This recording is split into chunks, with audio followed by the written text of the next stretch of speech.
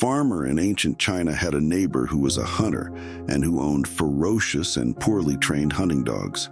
They jumped over the fence frequently and chased the farmer's lambs. The farmer asked his neighbor to keep his dogs in check, but he wouldn't listen. One day, the dogs again jumped the fence and attacked and badly hurt several of the lambs.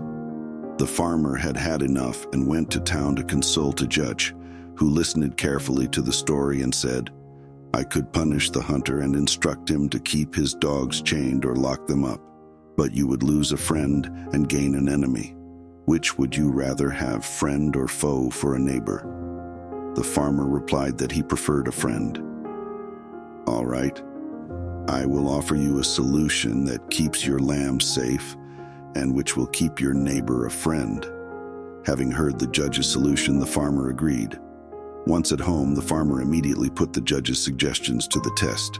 He took 3 of his best lambs and presented them to his neighbor's 3 small sons, who were beside themselves with joy and began to play with them.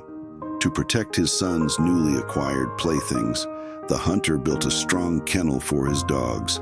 Since then, the dogs never again bothered the farmer's lambs. Out of gratitude for the farmer's generosity toward his sons, the hunter often shared his spoils from hunting with the farmer. The farmer reciprocated by sending the hunter the cheese he had made. Within a short time, the neighbors became great friends. There is an old wise saying, "One catches more flies with honey than with vinegar." If you were the sheep owner neighbor, would you have done the same thing? In a world quick to judge and slow to understand, the story of the farmer and the hunter teaches us a timeless lesson. Faced with aggression, he chose compassion over conflict, transforming an enemy into an ally with a simple act of kindness. This tale prompts us to ask ourselves, how do we handle our disputes? Do we let pride dictate our actions, or do we seek harmony? Remember, it's not just about catching flies with honey, but about turning adversaries into friends.